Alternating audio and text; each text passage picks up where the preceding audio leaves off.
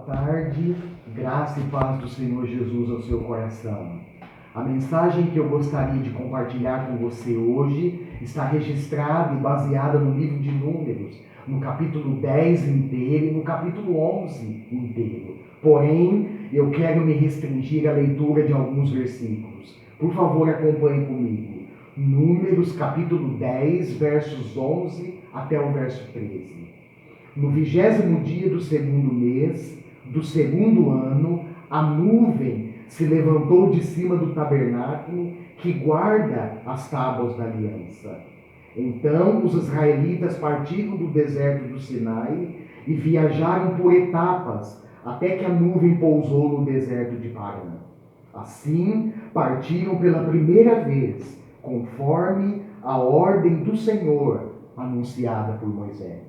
Eu inicio essa mensagem com uma pergunta que exige a minha e a sua reflexão.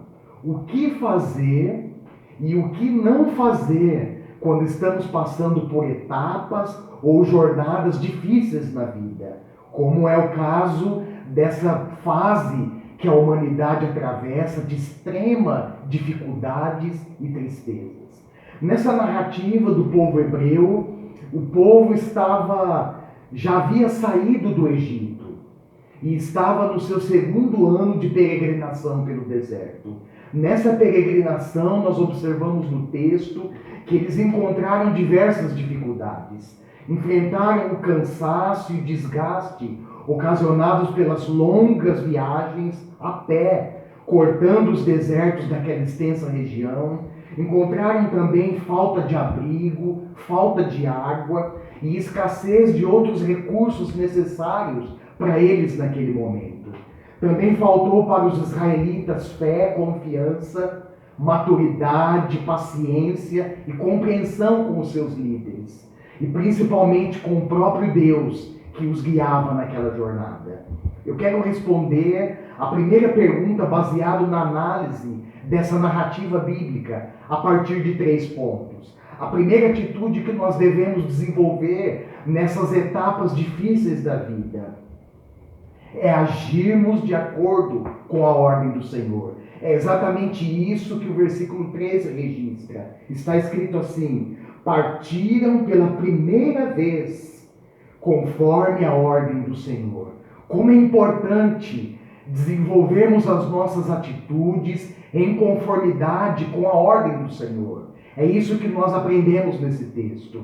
A segunda atitude é nos unirmos e caminharmos juntos e organizados. Dos versos 14 até o verso 28, nós aprendemos aqui que a comunidade israelita estava organizada por tribos. 12 líderes, um de cada tribo de Israel, estavam então comandando uma tribo. E essas tribos caminhavam organizadas e juntas em conformidade com a ordem do Senhor. Nós não podemos caminhar isolados uns dos outros. Sempre se lembre disso. E a terceira atitude que nós devemos desenvolver é confiar em Deus. É confiar que Deus está à nossa frente, garantindo a nós 2 fatores essenciais. O primeiro é o descanso e o segundo a vitória contra os nossos inimigos. Olha o que está escrito a partir do verso 33. Então, eles partiram do monte do Senhor e viajaram 3 dias. A arca do Senhor foi à frente deles durante aqueles 3 dias, para encontrar um lugar para descansarem. A nuvem do Senhor estava sobre eles de dia, sempre que partiam de um acampamento.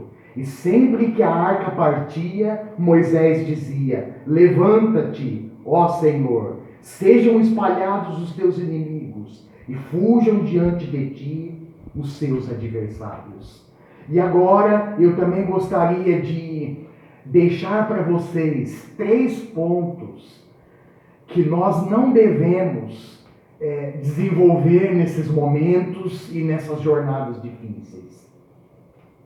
A primeira atitude que nós não devemos desenvolver é murmurarmos diante das dificuldades e dos desafios. Porque a murmuração, além de atrair a ira de Deus, também nos impede de conquistar e desfrutar do melhor do Senhor para nós. No capítulo 11, verso 1 e no capítulo 11, verso 10, registra a murmuração do povo hebreu e a consequência dessa murmuração. Olha o que está escrito.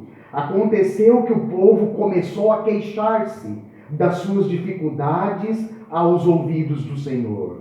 Quando ele os ouviu, a sua ira acendeu-se, e fogo da parte do Senhor queimou entre eles, e consumiu algumas extremidades do acampamento. Agora o verso 10. Moisés ouviu gente de todas as famílias se queixando, cada uma à entrada da sua tenda. Então acendeu-se a ira do Senhor, e isso pareceu mal a Moisés. A segunda coisa que nós não devemos, a segunda atitude que não devemos desenvolver, é desejar e muito menos caminhar com a mente e com o coração aprisionado na realidade do passado. É exatamente isso que os israelitas mostraram na sua peregrinação pelo deserto. Eles já haviam saído do Egito, mas o Egito não havia saído deles. Nós devemos focar nas promessas de Deus, que são muito maiores e melhores, e vivermos de maneira a alcançá-las. Olha o que está escrito no capítulo 11, versos 4 até o verso 6. Um bando de estrangeiros que havia no meio deles encheu-se de gula, e até os próprios israelitas tornaram a queixar-se e diziam: ah, se tivéssemos carne para comer! Nós nos lembramos dos peixes que comíamos de graça no Egito, e também dos pepinos, das melancias, dos alhos porós, das cebolas e dos alhos. Mas agora perdemos o apetite. Nunca vemos nada a não ser este maná. Nós não devemos murmurar, irmãos, diante das lutas e dos desafios, e muito menos murmurar diante dos benefícios que o Senhor está proporcionando a nós. Nesse caso, mesmo no deserto, Deus proporcionou água, Deus proporcionou pão, e nós vemos que Deus proporcionou carne ao povo em abundância. Mas ainda assim, a mente e o coração deles estavam escravizados no passado. E a terceira atitude que nós não devemos desenvolver é limitar o poder de Deus por nenhuma situação ou circunstância, por mais difícil que seja. Mesmo que aos nossos olhos a situação pareça impossível de acontecer. No verso 18, por exemplo, o Senhor mandou Moisés dizer ao povo que se consagrassem, pois eles comeriam carne com abundância. Porém, Moisés, o grande e fiel líder daquela nação, questionou a Deus. Olha o que ele disse: aqui estou, no meio de 600.000 homens a pé. Será que haveria o suficiente para eles se todos os rebanhos fossem abatidos? Será que haveria o suficiente para eles se todos os peixes do mar fossem apanhados? Diante dos desafios, nós observamos no texto que até o próprio líder da nação questionou o poder de Deus. E diante desse questionamento de Moisés, diante dessas dificuldades que Moisés e o povo israelita estavam atravessando, Moisés chegou a pedir a Deus no verso 15 que tirasse a sua própria vida. Quantas vezes, em momentos de desespero e de situações que aos nossos olhos não têm solução, nós até pensamos em tirar a própria vida. Não faça isso. Se apoie nas promessas do Senhor. Confie na palavra dele. É isso que nós encontramos a partir da resposta de Deus para Moisés. Lá no verso 23, olha o que está escrito. Estará, Deus respondendo para Moisés, estará limitado o poder do Senhor? Agora você verá se a minha palavra se cumprirá ou não. Essa resposta divina deve despertar e produzir em nós um coração de plena confiança em Deus. Confiança em Deus em toda e qualquer situação, por mais desgastante, difícil e desesperadora que possa ser. deve despertar em cada um de nós a consciência de que nada e ninguém, circunstância alguma, pode limitar o poder de Deus. Ele é o Senhor da história. Ele tem o comando, a autoridade e o poder acima de tudo e de todos. O que precisamos fazer é desenvolver no Senhor, a partir da sua palavra, um coração que confia nele e que descansa nele em toda e qualquer situação.